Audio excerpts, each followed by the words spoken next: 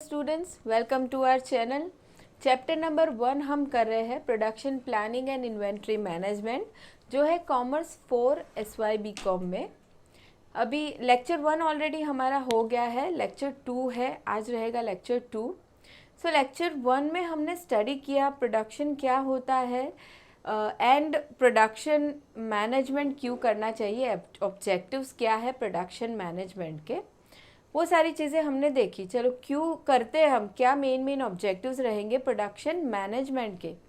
लेकिन production management हम कहें तो उसमें क्या क्या चीज़ें होती है, क्या क्या एक्टिविटीज़ की जाती है उसके अंदर, वो हमें आज स्टडी करना है। क्या क्या फंक्शंस रहेंगे प्रोडक्शन मैनेजमेंट के, क्योंकि अगर इफ़ेक्टिवली प्रोडक्शन मैनेजमेंट किया गया है सही से, तभी जाके कोई भी बिजनेस कहे, ऑर्गेनाइजेशन कहे, वो आगे आ सकता है। ठीक है, ऑर्गेनाइजेशन के भी जो अलग अलग ऑब्जेक्टिव्स होते हैं, जैसे सेल्स बढ़ाना है, प्रॉफिट बढ़ाना है, एम्प्लॉय को मोटिवेट करना है, तो वो ऑब्जेक्टिव्स भी कब अचीव किए जा सकते हैं, जब इफ़ेक्टिवली प्रोडक्शन मैनेजमेंट किया गया हो, राइट। तभी उस इफ़ेक्टिवली प्रोडक्शन मैनेजमेंट करने के लिए प्रोडक्शन मैनेजमेंट में करना क्या होता है, फंक्शंस क्या रहते हैं उसके, वो हम आज स्टडी करने वाले हैं। सो आज का टॉपिक रहेगा scope functions of production management. So सबसे पहले कुछ एक्सप्लेनेशन दिया है हमें। Production management is concern with planning, organizing, directing and controlling of production activities. क्या करना है प्रोडक्शन मैनेजमेंट में, प्लानिंग किया जाएगा, ऑर्गेनाइजिंग पार्ट आएगा, डायरेक्टिंग, ऑर्गेनाइजिंग यानी अलग अलग हम कहें रिसोर्सेस, इक्विपमेंट्स वगैरह लाए जाएंगे, ऑर्गेनाइज किया जाएगा, एंड कंट्रोलिंग होगा, डायरेक्टिंग भी होगा। डायरेक्टिंग किया जाएगा, एम्प्लॉयज़ को गाइड किया जाएगा, इंस्ट्रक्शन दिए जाएंगे कैसे प्रोडक्शन करना है, साथ ही कंट्रोलिंग भी होगा। ठीक है, तो कंट्रोलिंग ऑफ प्रोडक्शन एक्टिविटीज़, ये सारी चीज़ें प्रोडक्शन मैनेजमेंट में होती है। Now the various activities that constitute production management include the following. अभी अलग अलग एक्टिविटीज़ जो होती है प्रोडक्शन मैनेजमेंट में, उसे हम एक एक करके स्टडी करेंगे। सो सबसे पहला आने वाला है प्रोडक्ट सिलेक्शन एंड डिज़ाइन। कोई भी बिज़नेस जब शुरू हुआ है, ठीक है, बिज़नेस शुरू हुआ है, तो जो प्रोडक्ट उसे सेल करना है, जो प्रोडक्ट बनाना है, प्रोडक्शन करना है, तो उस प्रोडक्ट को सिलेक्ट तो करना होगा कि भाई बिज़नेस कौन सा प्रोडक्ट बेचना चाहता है, कौन सा प्रोडक्ट प्रोडक्शन बनाना चाहता है, मैन्युफैक्चर करना चाहता है, राइट। हम कहें कि हमें बिज़नेस शुरू करना है, तो हम क्या प्रोडक्शन करना चाह रहे हैं, इलेक्ट्रॉनिक गुड्स करना चाहते हैं, व्हीकल्स करना चाहते हैं, क्या हम बनाना चाहते हैं एंड बेचना चाहते हैं, तो प्रोडक्ट्स सिलेक्शन करना होगा एंड डिज़ाइन करना होगा। एक बार प्रोडक्ट सिलेक्ट हो गया, अब सिलेक्शन हम कैसे कर पाएंगे, मार्केट में हम रिसर्च कर सकते हैं कि कस्टमर को क्या क्या प्रोडक्ट्स की रिक्वायरमेंट है, एंड उसके अकॉर्डिंगली हम सिलेक्ट कर सकते हैं कि हमें कौन सा प्रोडक्ट प्रोडक्शन करना है, बनाना है। ठीक है, अब एक बार प्रोडक्ट हमने सिलेक्ट कर लिया कि क्या हम मैन्युफैक्चर करना चाहते हैं, सेल करना चाहते हैं कंज्यूमर को, तो उसके बाद हम प्रोडक्ट को डिज़ाइन करने की सोच सकते हैं। ठीक है, जैसे हम कहें हमने डिसाइड किया है हम टेलीविज़न मैन्युफैक्चर करेंगे, बनाएंगे, सेल करेंगे कंज्यूमर्स को, तो एक बार हमने प्रोडक्ट सिलेक्ट कर दिया, अब उसके बाद हमें डिज़ाइन के बारे में सोचना है कि हम किस टाइप का टेलीविज़न बनाएंगे, क्या क्या हम फीचर्स रखेंगे उसमें, रॉ मटेरियल कैसे आएगा, वगैरह वगैरह सारी चीज़ें फिर डिज़ाइन करेंगे हम। Now product selection and design, ये सबसे पहला फंक्शन रहेगा। Now every firm needs to select the right product and design in order to meet the consumer requirement.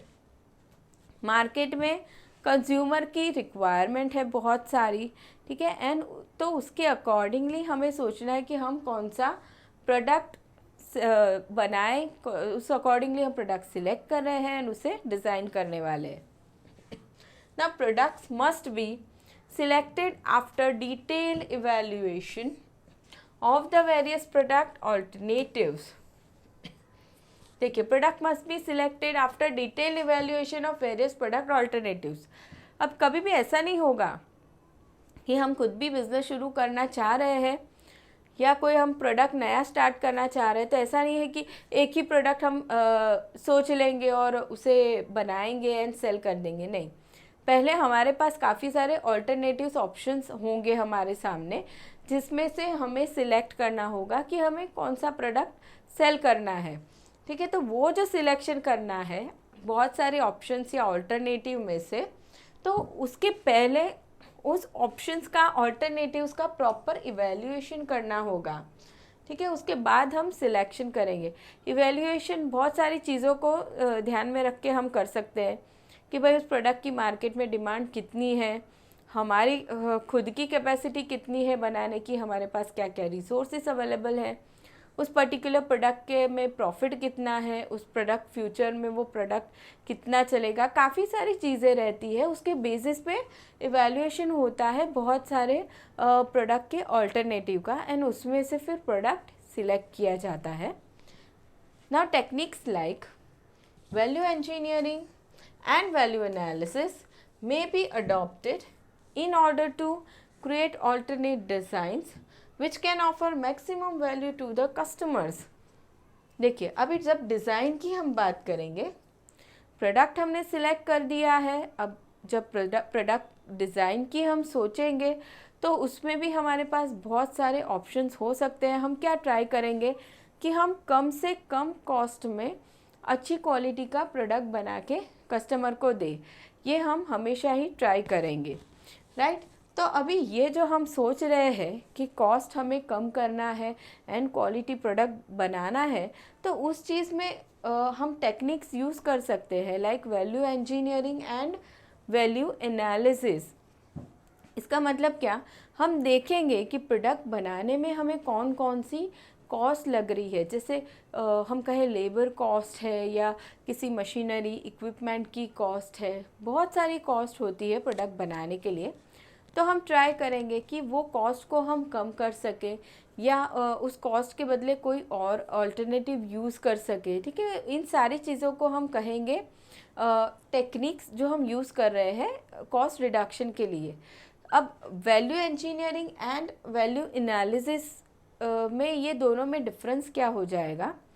Value engineering जब हम प्रोडक्ट शुरू करते हैं, प्रोडक्ट बनाना सबसे पहले जब शुरुआत करते हैं, उसी टाइम हम वैल्यू इंजीनियरिंग करेंगे, यानी कि हम ट्राई करेंगे जहाँ पे भी कॉस्ट कम हो सकती हो हम करेंगे। ठीक है, वैल्यू एनालिसिस कब होता है, प्रोडक्ट बन रहा है, ऑलरेडी एग्जिस्टिंग प्रोडक्ट है, तब वैल्यू एनालिसिस होता है।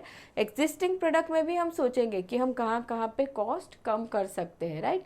तो ये दोनों ही चीज़ें हम टेक्निक्स हम यूज़ कर सकते हैं कॉस्ट रिडक्शन के लिए एंड डिज़ाइन इफ़ेक्टिव बनाने के लिए एंड क्वालिटी प्रोडक्ट अच्छा बनाने के लिए। ठीक है, चलिए अभी ये बात हो गई प्रोडक्ट सिलेक्शन एंड डिज़ाइन की। Now next one is product selection and planning, process selection and planning. चलिए, एक बार हमने प्रोडक्ट डिसाइड कर लिया है कि कौन सा प्रोडक्ट हमें बनाना है, ठीक है, उसका डिज़ाइन भी हमने देख लिया है। अभी हम प्रोसेस की बात करेंगे, प्रोसेस सिलेक्शन एंड प्लानिंग। कोई भी प्रोडक्ट बन रहा है तो उसके अलग अलग प्रोसेस उसमें इन्वॉल्व होते हैं, तो अभी उसमें प्रोसेस सिलेक्शन हमें करना है ताकि हम कम से कम कॉस्ट में क्वालिटी प्रोडक्ट बना सके, एंड दूसरा हम प्लानिंग भी करेंगे। Now a business firm needs to select and plan for a right process. Now process selection involves decisions relating to the choice of technology, equipment, machines, material handling system, mechanization and automation. ठीक है, process में क्या कहा है उन लोगों ने, process selection involves. अब यहाँ पे इन सारी चीज़ों पे डिसीजन लेना होगा कि हम टेक्नोलॉजी कौन सा यूज़ करेंगे, इक्विपमेंट कौन से यूज़ करेंगे, मशीन्स कौन सा हमें यूज़ करना है। ठीक है, जैसे मान लो हमने फर्नीचर प्रोडक्शन का फर्नीचर बनाने का हमने बिज़नेस शुरू किया है, प्रोडक्ट हमने सोच लिया है कि हम फर्नीचर बनाएंगे, कुछ भी चेयर्स बनाएंगे, कबर्ड्स, कुछ भी फर्नीचर हमने प्रोडक्ट सिलेक्ट कर लिया है, तभी उसमें हम प्रोसेस डिसाइड करेंगे कि हमें वहाँ पे मैन्युअली कितना काम करना है, मशीनरी कितना यूज़ करना है, टेक्नोलॉजी कितना यूज़ करना है, वगैरह वगैरह। सारे मटेरियल हैंडलिंग सिस्टम भी हम देखेंगे। मटेरियल हैंडलिंग सिस्टम यानी कि कोई भी बिज़नेस हो, स्टॉक तो होने ही वाला है, मटेरियल तो लगने ही वाला है। फर्नीचर की बात करें तो उसमें भी काफ़ी सारा मटेरियल यूज़ होगा, तो वो मटेरियल को सही से हम कहें कि मैनेज करना बहुत ज़रूरी है, मटेरियल हैंडल करना बहुत ज़रूरी है। हमने सही से उसे स्टोर करके रखा है, या फिर हम कहें कि उसकी सेफ्टी का हमने ध्यान रखा है, ठीक है। तो उन सारी चीज़ों को हम कहेंगे मटेरियल हैंडलिंग सिस्टम। तो ये सारी चीज़ों के लिए डिसीजन लेने होंगे। Now process planning involves decisions relating to various stages of process and their sequence. Process planning में ये चीज़ की जाएगी, decisions relating to various stages of process and their sequence.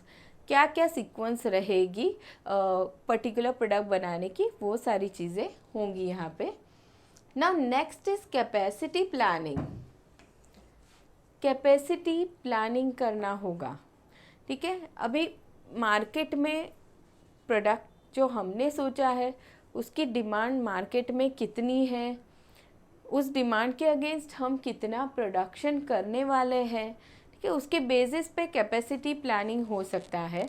जैसे हम कहें हम मशीनरी यूज़ कर रहे हैं हमारे बिज़नेस में, और एम्प्लॉयज़ भी है हमारे बिज़नेस में, तो अभी एम्प्लॉय कितने हैं, वो पर डे कितने आवर्स काम कर रहे हैं, उतने आवर्स में कितने प्रोडक्ट बन रहे हैं, हम जो मशीनरी यूज़ कर रहे हैं उसमें वो मशीनरी हम कितने आवर्स चला रहे हैं, उसमें कितने यूनिट्स बन रहे हैं।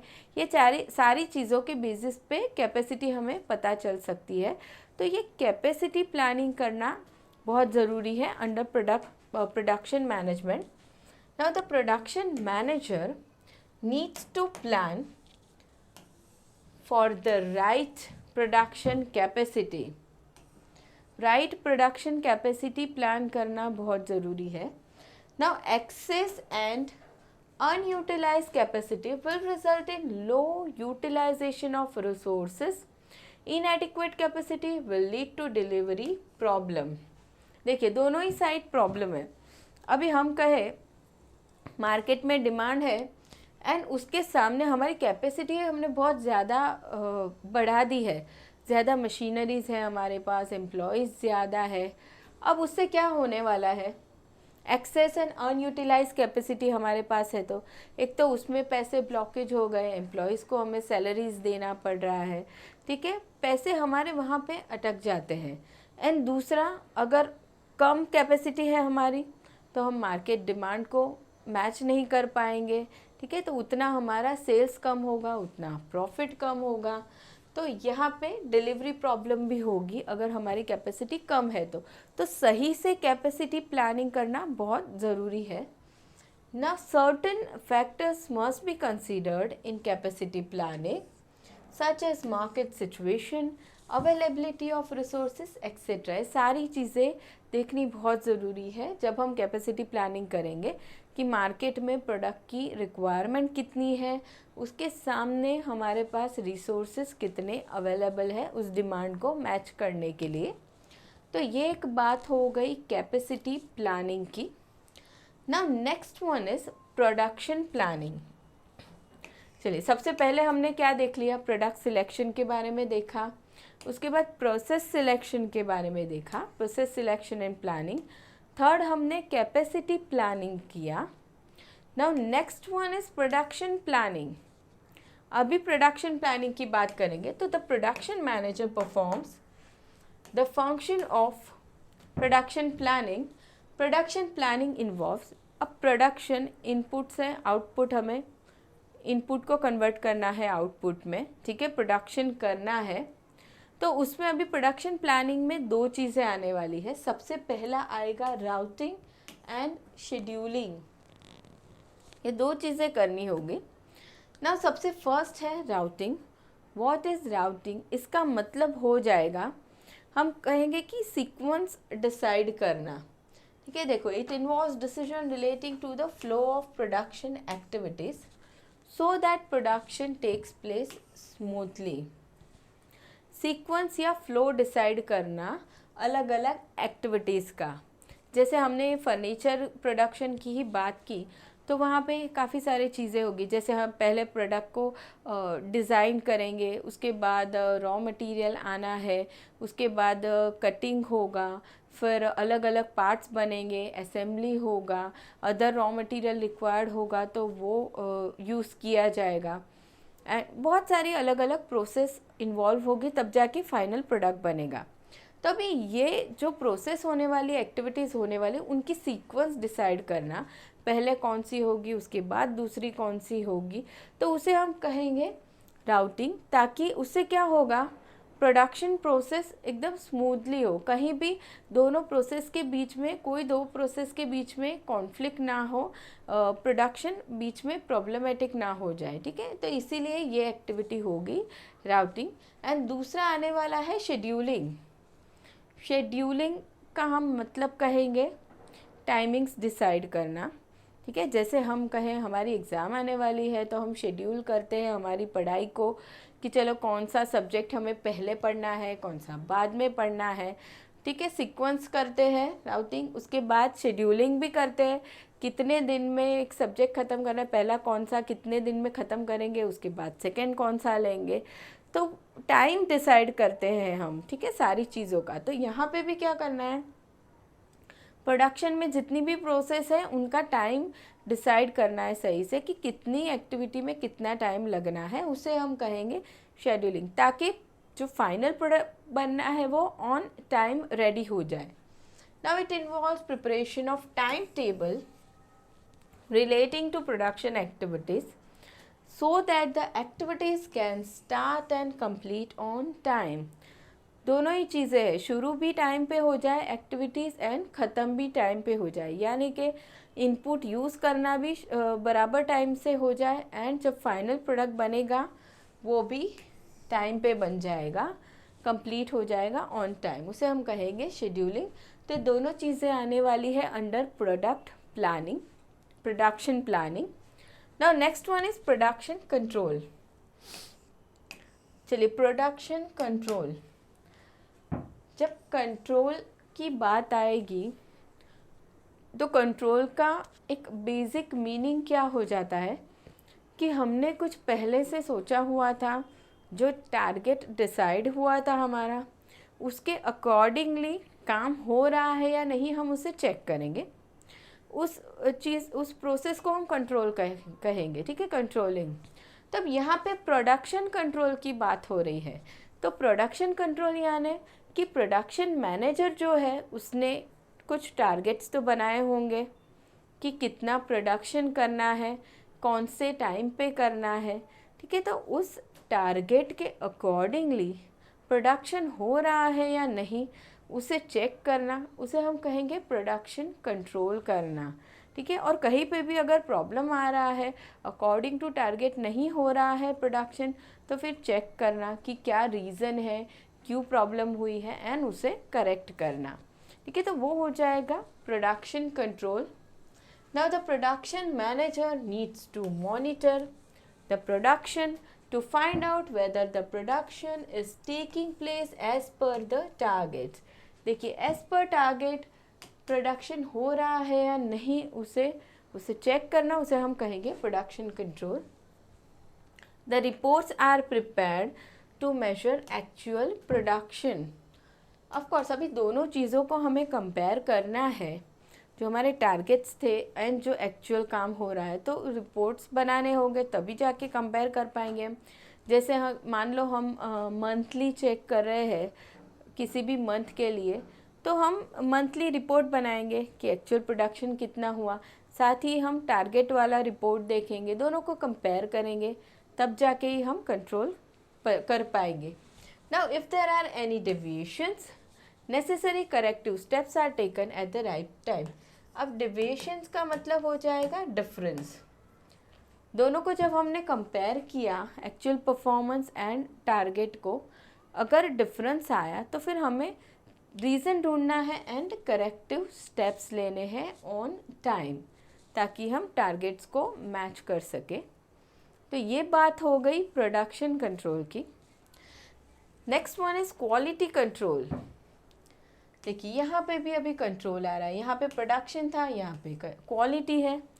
सो वहाँ पे जैसे हम प्रोडक्शन को देख रहे थे एज पर टारगेट हो रहा है या नहीं, यहाँ पे हमें क्वालिटी देखना है कि एज पर टारगेट या एज पर जैसे हमने सोचा था कि हम किस क्वालिटी का प्रोडक्ट बनाएंगे, उस क्वालिटी के अकॉर्डिंगली प्रोडक्ट बन रहा है या नहीं, एंड उस क्वालिटी में भी हमें डे टू डे इम्प्रूवमेंट ही लाने की ट्राई करना है। ठीक है, उसे ही हम प्रोडक्शन मैनेजमेंट कहेंगे। मेन काम तो यही करना है, हमें क्वालिटी इम्प्रूवमेंट करते रहना है। So quality control. Now the production manager needs to place a lot of emphasis in improving quality of the product and at the same time reducing the cost of production. अब quality बढ़ाने का मतलब ये नहीं होगा कि सामने हम कॉस्ट को ध्यान में ही नहीं देंगे, ध्यान में ही नहीं रखेंगे। हम कहेंगे कस्टमर की रिक्वायरमेंट के अकॉर्डिंगली हम प्रोडक्ट बनाते जाते हैं, क्वालिटी इम्प्रूव करते जाते हैं, लेकिन भाई सामने हमारी कॉस्ट बढ़ गई तो अल्टीमेटली हम बिज़नेस करें तो हम ही लॉस में चले जाएंगे। ठीक है, तो क्वालिटी तो इम्प्रूव करना है, साथ ही कॉस्ट का भी ध्यान रखना है।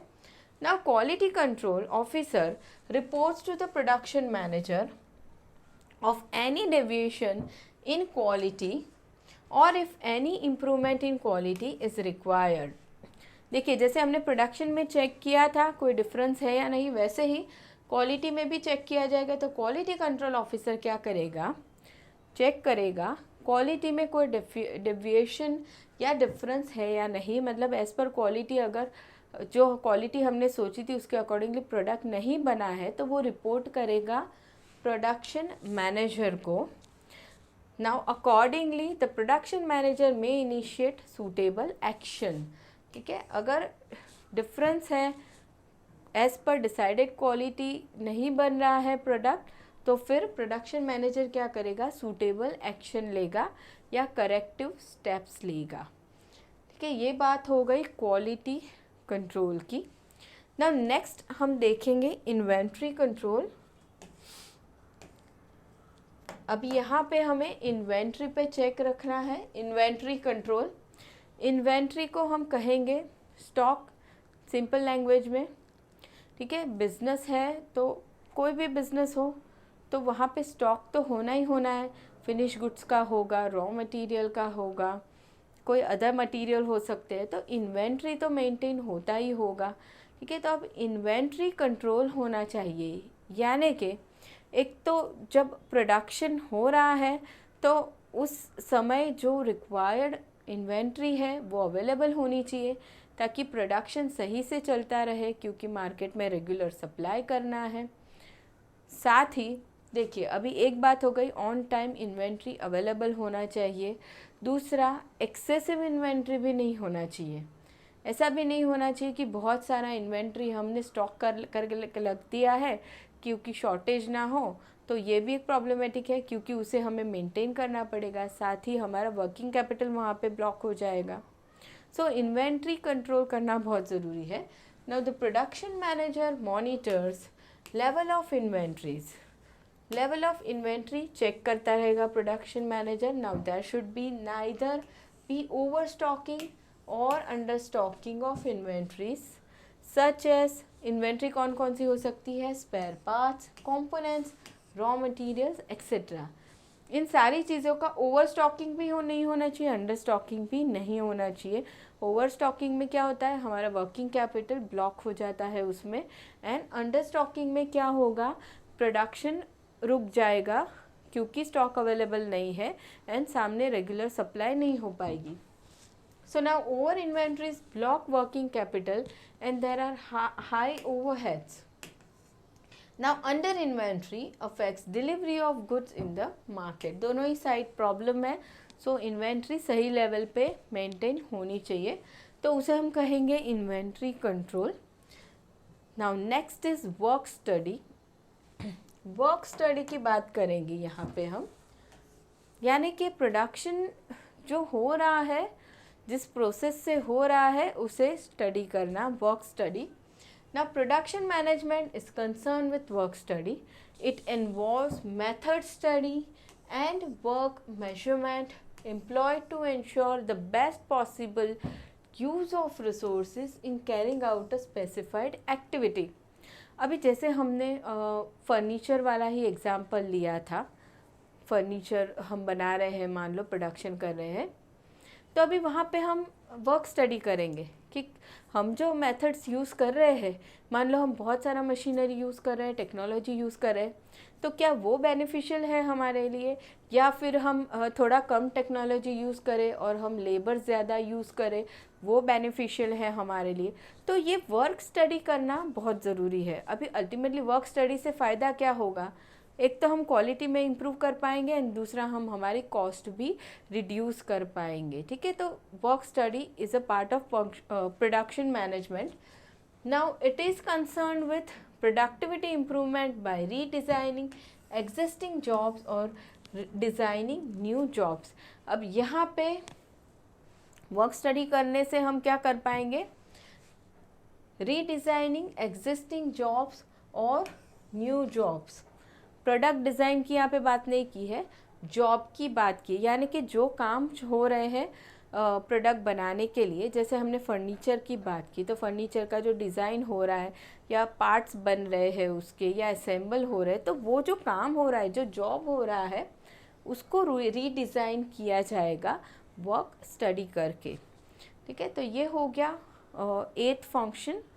Now 9th one is maintenance and replacement of machines. Machines की बात करेंगे. बिजनेस प्रोडक्शन कर रहा है तो मशीनरी तो यूज़ होने ही वाला है, स्मॉल लेवल पे हो या कोई भी लेवल पे प्रोडक्शन हो रहा है तो मशीनरी तो यूज़ होगा ही होगा. तो अब इस मशीनरी को मेंटेन करना बहुत ज़रूरी है, मेंटेनेंस करना, और जहाँ पे ज़रूरी हो रिप्लेसमेंट करना वो भी बहुत ज़रूरी बनता है. क्योंकि अगर ये चीज़ हम नहीं करते हैं तो क्या होगा, इनपुट्स ज़्यादा यूज़ करने पड़ेंगे, एम्प्लॉयज़ उस मशीनरी के साथ अच्छे से काम नहीं कर पाएंगे. ये सारी प्रॉब्लम्स होती है अगर मशीनरी सही से मेंटेन नहीं किया जाए तो. Now production management ensures proper maintenance and replacement of machineries and equipments. The production manager must adopt preventive maintenance technique which include preventive inspection, periodic cleaning and upkeep, planned replacement of parts etc. देखिए यहाँ पे उन लोगों ने क्या कहा, production manager ने क्या करना है, प्रिवेंटिव मेंटेनेंस टेक्निक यूज़ करना है.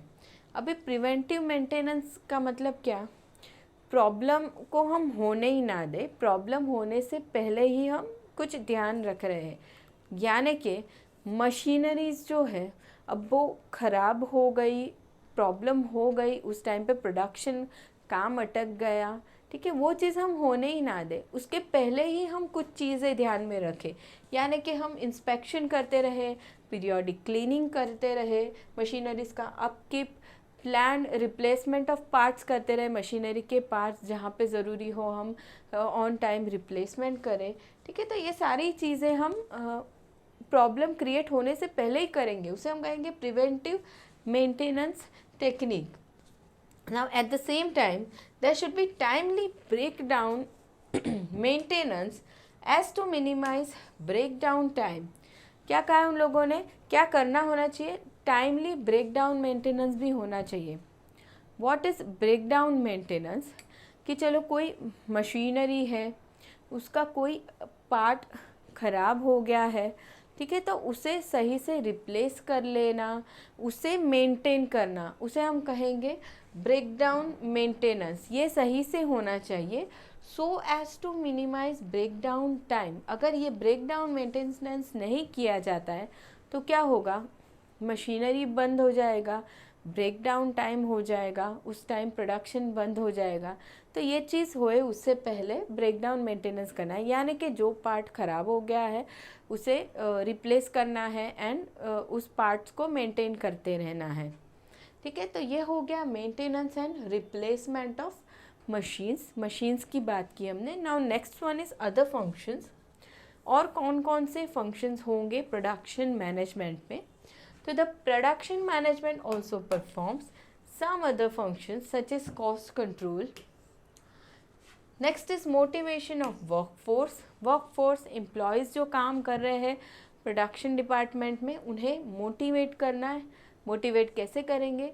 Monetary non monetary incentives provide करके। Next is technology upgradation. Technology तो दुनिया में डे बाय डे नया नया आता ही रहता है, अपग्रेडेड आते ही रहता है, तो बिजनेस में भी हमारे टेक्नोलॉजी अपग्रेडेशन करना।